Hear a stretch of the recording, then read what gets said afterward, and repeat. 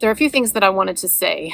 First of all, as you know, I've been covering this Cuomo situation on and off for several months, and recently, because it's been in the news a lot, I've gotten back into talking about it. And I saw Brittany Commisso, accuser, one of the accusers. You could say the primary accuser because her accusation is the most serious. She accuses him of groping her bottom, and on another occasion, groping her breast. There's one other accusation against Cuomo of groping on the bottom. And other than that, other than those two women, those accusations, the vast majority, and I've covered this in my other videos, so I would ask you to take a look at them.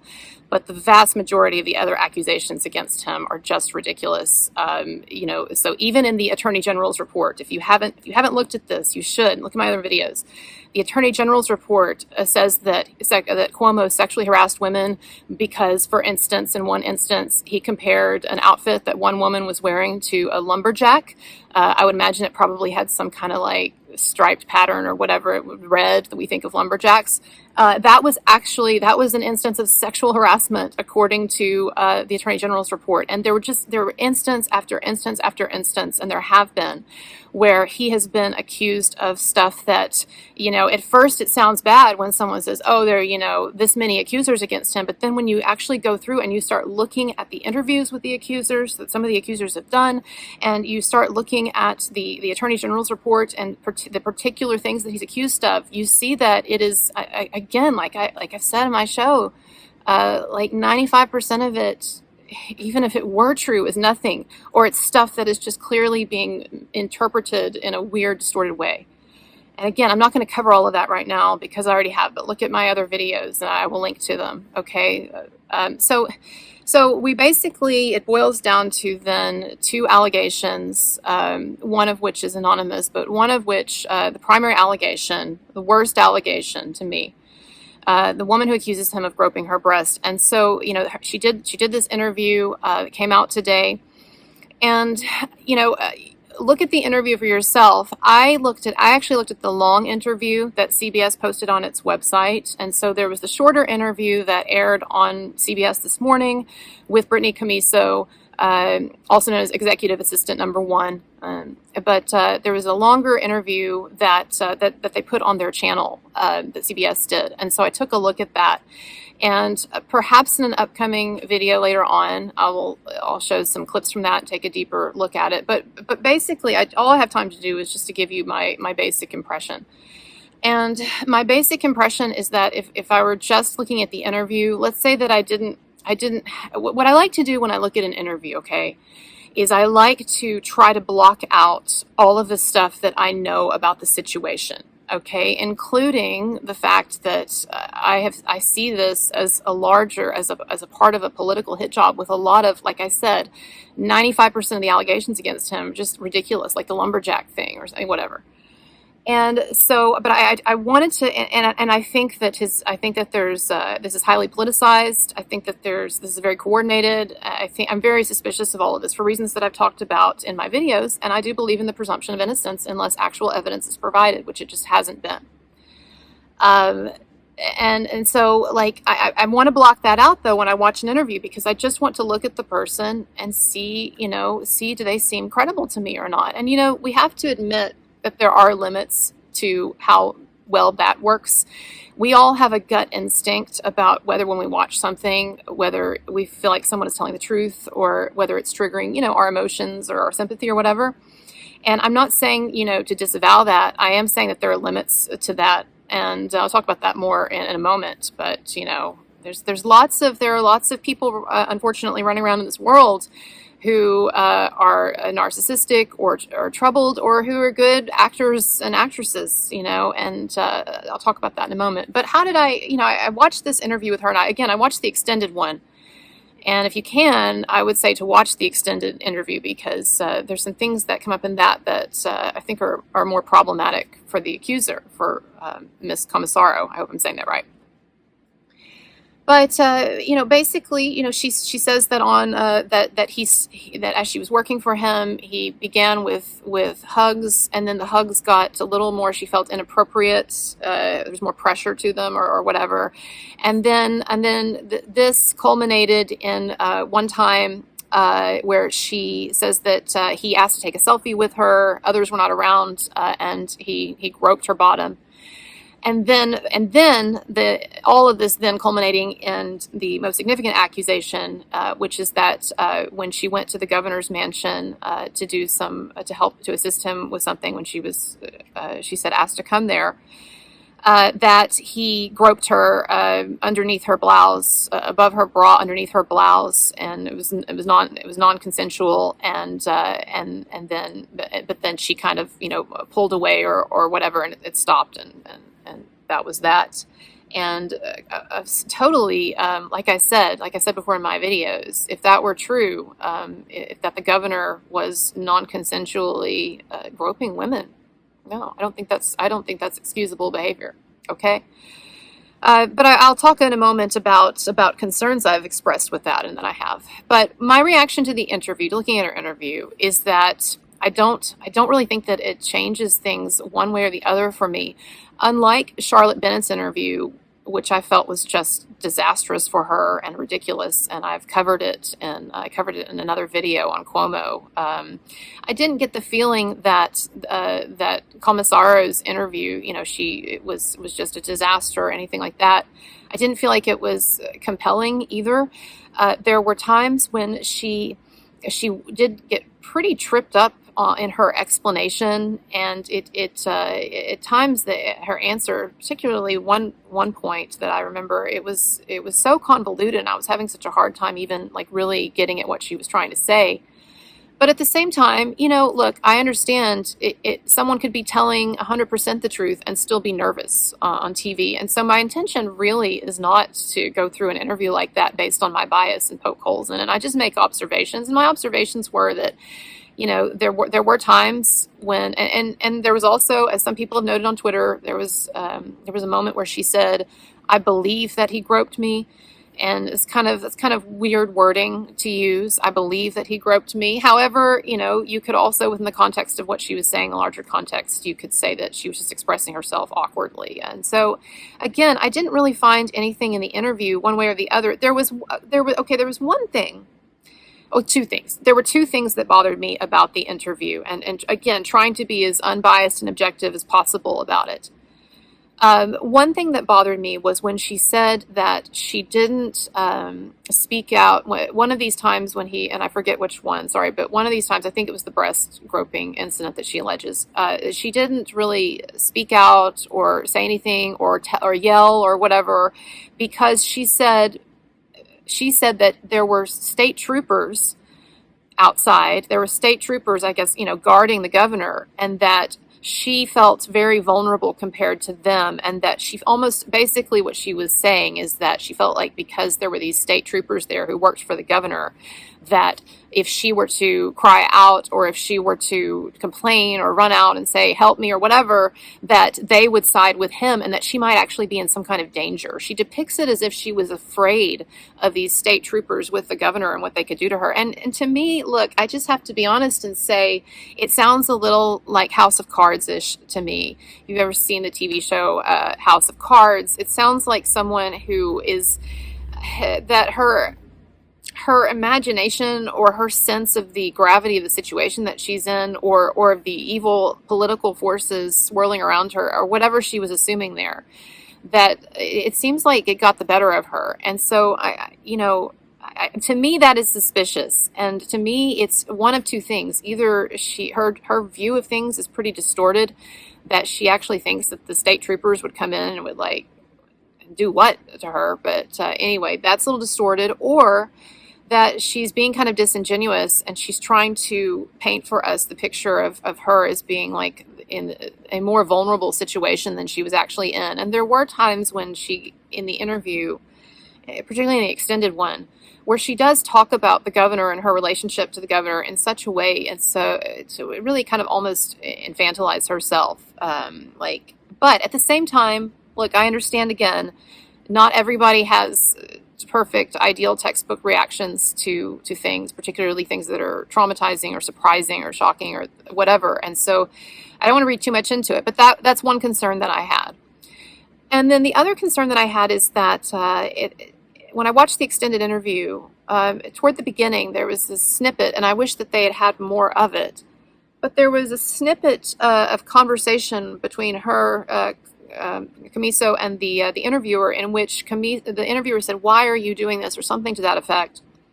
And Commisso said, I'm here for my voice to be heard," and the exact wording.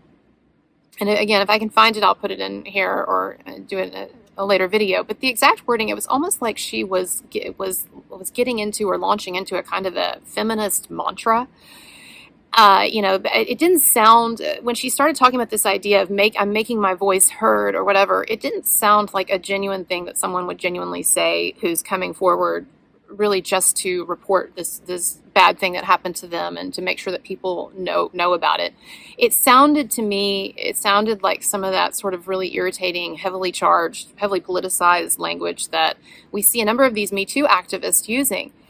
And so, again, I don't know. I know this woman Commisso comes from a political family, and that her husband tried to run for mayor of Albany. But I don't want to automatically ascribe political motives to someone. But I'm just saying that there's a lot going on in this case, and I am in a lot of political and media-driven stuff, and I am leery of someone who seems to take some kind of delight or pleasure in this sort of feminist mantra that they espouse, and that she was saying in this interview. But again, it was a snippet, and I don't want to be unfair. And so I guess that my view of the interview is that I'm pretty neutral on it. And look, I think that, well, let me say a couple of things. First of all, I think it is always uncomfortable for a lot of us to come to terms with the fact that it's really not that difficult for people to lie, and to lie on camera, and to lie convincingly. And it's an uncomfortable thing because we all know people who have been victims of sexual assault and victims of real harassment. I was just talking to someone the other day, a friend of mine, and this person was genuinely a victim of sexual harassment and ended up suing the guy, and I think getting some money for that. And I think that's totally legitimate based on what I know of that situation and this person and what she's told me and everything. Okay. But my point being that I think that all of us, none of us should feel comfortable with the idea that there are people who would lie about sexual assault and sexual harassment, or who would lie or distort or whatever their experience is. But we have to, it's not a nice thing to think about. And I understand the appeal of the believe all women mantra. I do. My inclination before I started covering a lot of this Me Too stuff, my inclination was to believe most women. Now after looking into stuff that I've looked into and doing more research and whatever, I don't know. I guess I would still come down on the side of more often than not believe women. But I definitely also believe that there has to be evidence, and it has to be compelling. In order to cancel someone or to force someone to resign from their job or end their career, we need more than the allegations of two women with no evidence in this highly charged, highly politicized, highly media ratcheted environment. And I shouldn't have to even really tell anyone that. I mean, I was making a joke about I was talking about House of Cards earlier, but I mean, we do know what politics is like, and we do know what these media circuses become. And there are other cases that I've covered on my channel of situations where people have, I believe, been railroaded by the media and even multiple accusers, which is not in a normal traditional environment anymore with all of this stuff. And we all know that on some level. We do. And so, when a woman does an interview, and I'm not speaking here, I'm not even speaking here in particular about one person now, okay? This is just in general my attitude when I see someone do an interview claiming harassment or abuse, but we don't have evidence, okay? My reaction is that that person could totally be telling the truth, but also that people, need to come to terms with the fact that there are a significant number of situations where that person might not be telling the truth. And, I've had this argument or this debate before with feminist friends in my life that I deeply respect, who may even be watching this video. Hi, Kelly. Uh, and and they say women just don't lie about this stuff. I just don't believe women lie about have incentive or reason to lie about rape or abuse, because when they do that, look at all the stuff they have to go through of people like you, saying that they're liars and whatever, and the ridicule and looking into their sexual history and all that. Look, I get that argument. But we just have to be honest about the fact that human beings, and we know this, human beings have a range of all kinds of desires and motivations and agendas and obsessions and fears and all kinds of things. And there is a range of human behavior. And there it is entirely possible and likely and probable that there are a number of women who make accusations against men who are doing so falsely, but because for whatever reason they want to, or they're getting something out of it, or the idea of vengeance to them is paramount over any potential like blowback on themselves, or for media attention, or who knows what else, who knows why people do the things that they do. And don't we all have enough people that we have encountered in our lives? I mean, I'm talking about even on a personal level, who we know lie about stuff, and under the right circumstances and given the right motivations could lie publicly about something. And I mean, that's the thing that's astounding to me about this argument that women never or almost never lie about sexual assault or harassment or whatever, is that even if I would agree that more often than not they don't lie, what if 10% of allegations were false? That's a significant number. And then if you think about in these media, and I think it could be higher, it depends on, there's all kinds of studies you look at and whatever. It's not been very well studied, despite what a feminist would have you believe. Some feminists. And my point is that in these media situations, media and politics and whatever, that just ups the ante.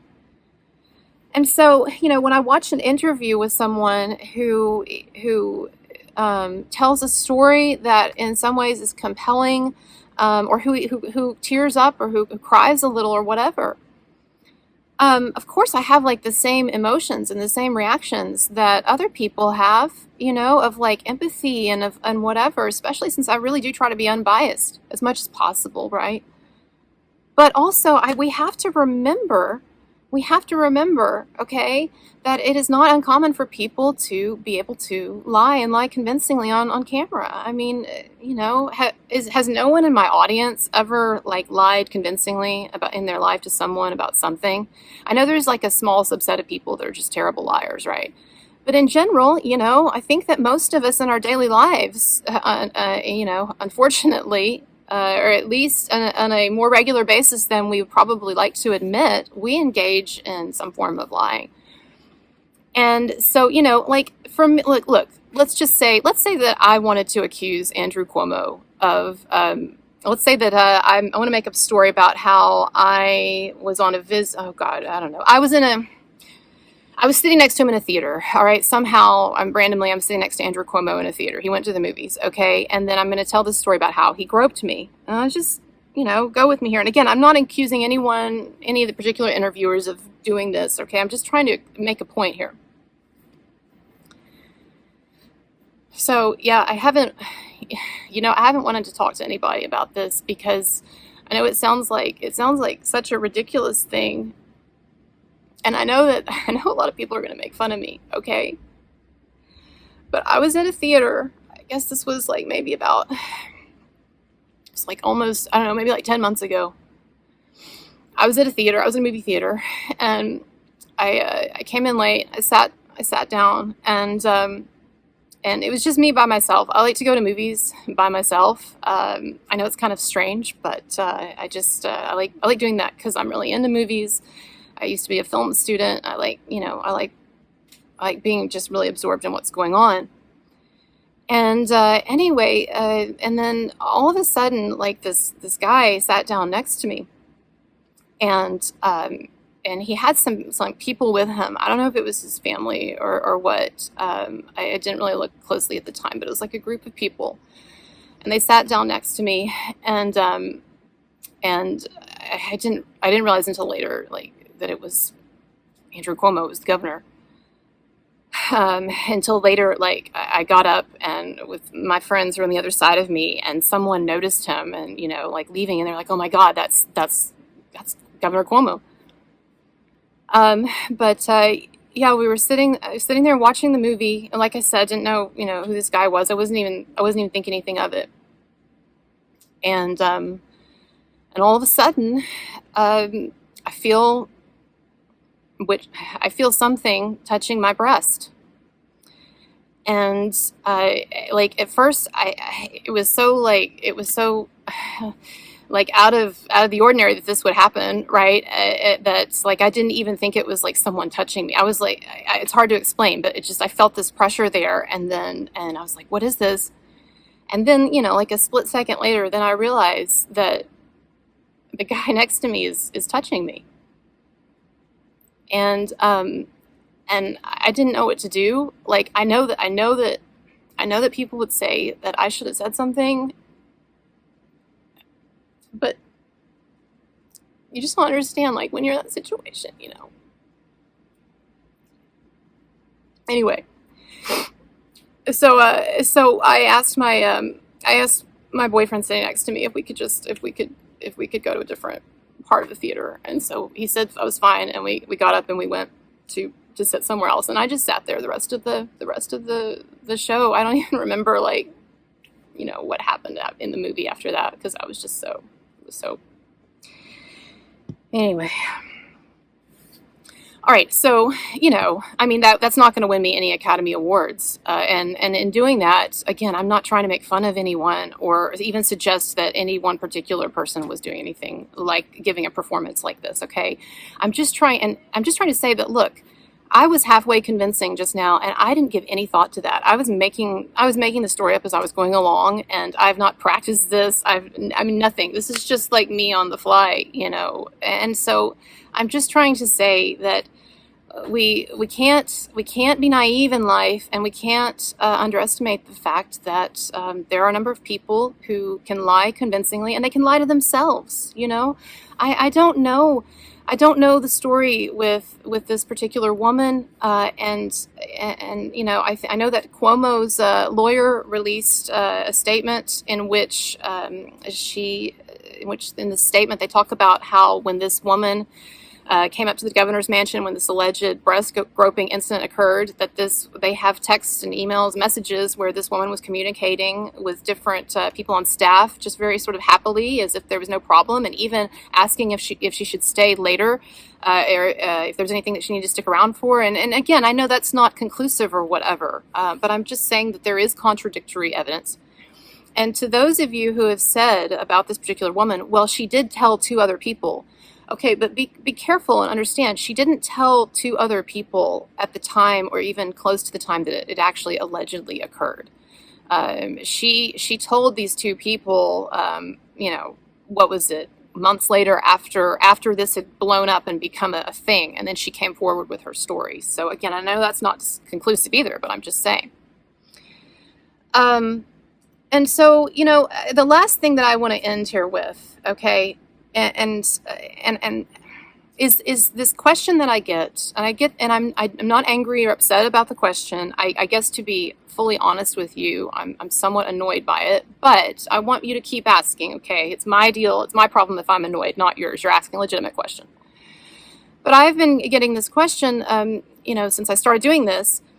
Why, or do you ever believe women? Is it, tell people asking, what are some high profile celebrity cases where you do believe the person was guilty? And I just have to say that part of me is kind of uncomfortable answering that question because I haven't researched other celebrity cases. What I've done is I've researched the several cases that, to me, from sort of an obvious perspective, looked like they had big problems. And then I research them, and as I get deeper into them, I find out that yes, indeed, they do have significant issues here with these stories about them. And so I'm hesitant to speak on cases where I actually haven't done the research and stuff and say, well, I think this person is guilty, But, but just to give you a few, sure, people like Weinstein, people like Cosby, people like James Toback, which is a really pretty sleazy case. I don't know if you're familiar with that. R. Kelly, O.J. Simpson. Years ago, and others. Okay, and like I said, I don't want to give I don't want to give a list, but there are others.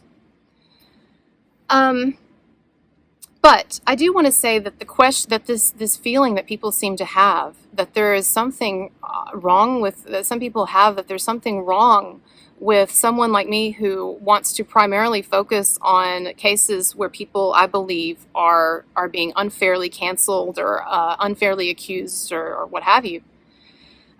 People who think that there's something wrong with the fact that I focus a lot of my time and energy on that on my channel. And, I have to say that there has, since I was a little girl, there has always been something in me, and I'm not sure where it comes from, but there has always been something in me that is more consumed with or disturbed by the fact of someone who is innocent being falsely accused than someone who's guilty getting away with it. And, we can, maybe I'll put out a video. I'd like to put out a video soon on that topic, kind of where I get into that sort of in a more deeper philosophical sense. I haven't made a philosophy video in a while, and even though they don't get many views, people really tell me they get a lot out of them. So I encourage you to look at that. Look at the playlist where I have my philosophy videos. But particularly, some of you who are interested in this Cuomo thing, the one where I talk about the media. There's a philosophy video I did where I talk about the media, and it's really applicable. I might try to put something like that out again. But there is this famous quote that by and I'm blanking on who it is now, but it's one of the big guys, Blackstone, maybe one of the big legal minds of the past several hundred years, right? One of the big names in legal jurisprudence. And he said something to the effect of, it's better that 10 guilty men go free than one innocent should be condemned or one innocent should suffer. And I guess a number of you don't agree with that, and we could have a really interesting debate about that. I'll talk about that in a later video. But that is where I'm coming from. I think that in life it's inevitable that you're going to have guilty people going free. But I think and that's terrible.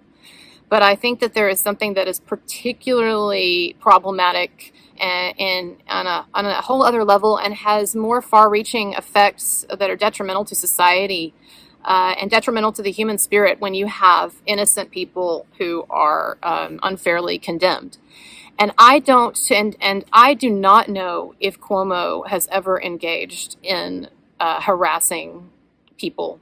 I cannot say that. And it is a step too far. And I don't believe that I have come out and said that I believe Cuomo is innocent. Although if you put a gun to my head and you said, one way or the other, you've got to declare your life is at stake, I would feel much more comfortable betting on his innocence based on what I've looked at and talked about in my other videos.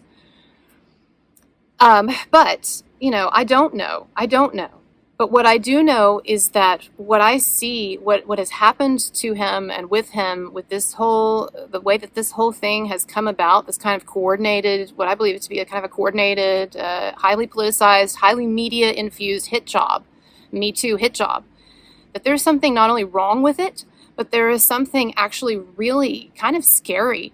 And I know I'm not trying to be a demagogue here or whatever, but if I were a man, I would be, and not just a man, but like someone who has boys, if you're, kids, who are male, or just any of us women who also, we don't want to be responsible, right, for a situation in which people are being unfairly accused or unfairly canceled or condemned, in a situation in which everyone has to be hyper aware of every stray remark that comes out of their mouth. I mean, that's the thing. If you look at like I said before in my other videos, if you look at a lot of these Cuomo videos, what you find is that's flimsy stuff. stuff that we could all get in trouble for. And one more thing I wanted to say and just be really clear on. For me, cases like this, like with Cuomo, it's really a question of what level of proof are we going to require in order to ruin someone's career, kick them out of the job, cancel them, turn their reputation into a disgrace? And in my view, especially in these more highly media-oriented, highly politicized cases, the bar has got to be so much higher than what we're being given right now. Like I said, there's been no evidence. And, just like people, in a court of law, there's a high standard for convicting people, beyond a reasonable doubt. Well, I don't know exactly what the standard should be for firing someone. But I do feel like it should be much, much higher than what it is in this situation. And in a number of these situations where it seems like if an accusation or accusations are made, then it's like there's this assumption of like cancellation. And unfortunately, this Attorney General's report, even though when you actually read it, when you look at it, it is a house of cards. And there have been a number of critiques of it as well. I don't have time to get into. There's evidence that it was ignored and so forth. But you just read the document for what it is, like I did in one of my other videos. Take a look. It's just a house of cards. It's ridiculous.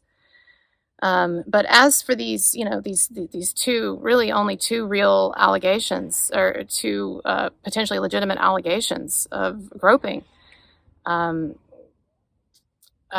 problem is we need evidence. And in situations like this that are highly media oriented, highly politicized, you can't be sure of people's motives. You can't be sure if what you're getting is the truth in the absence of evidence. You just can't. And I know that people don't want to think that, but I'm telling you that I have friends in these types of media-oriented environments, whether it's Washington, okay, and politics and Capitol Hill, or whether it's LA and the entertainment industry.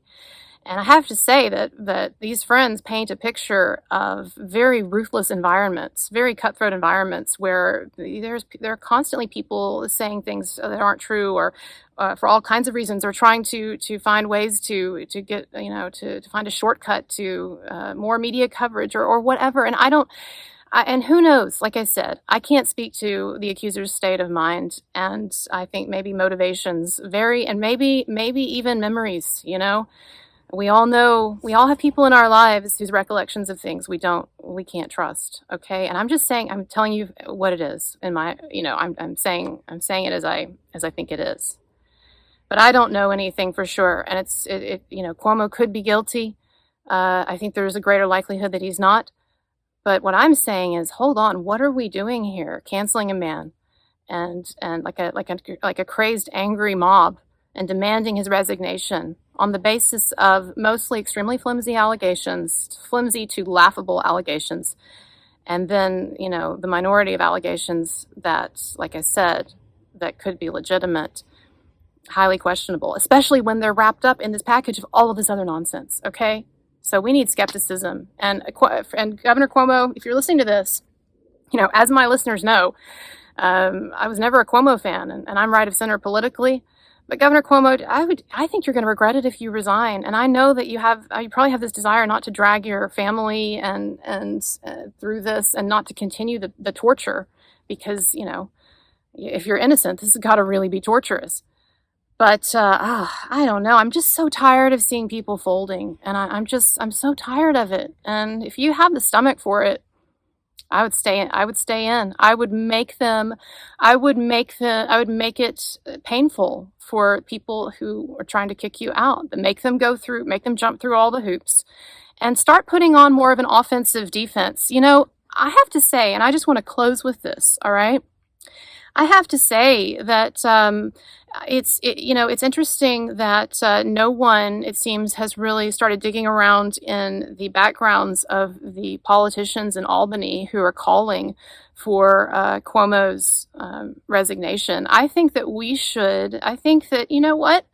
maybe this whole thing with Cuomo is a good thing, because now we have a really good example of how to evaluate other politicians' behaviors and backgrounds and histories. So I would really like to know if any of the other politicians in Albany, particularly those who have been vocally against Cuomo, if they've ever done anything or said anything to make anyone uncomfortable. Yeah, let's start with that. So let's get on that. And Cuomo, just, stay in it. Don't give in to these people. I would put up with the pain, if for no other reason than to make a point, because, one day you're going to look back on this and I think you're going to wish you hadn't folded. All right. But I'm not you. I'm not going through this. God knows it's a lot of craziness, right? So I just ask everybody, look at my other videos, think about what I've said today, and I hope I answered your question about the Me Too stuff, but I'll be talking about that more in future videos. All right, thank you. Please donate, please subscribe. It means a lot. Bye-bye.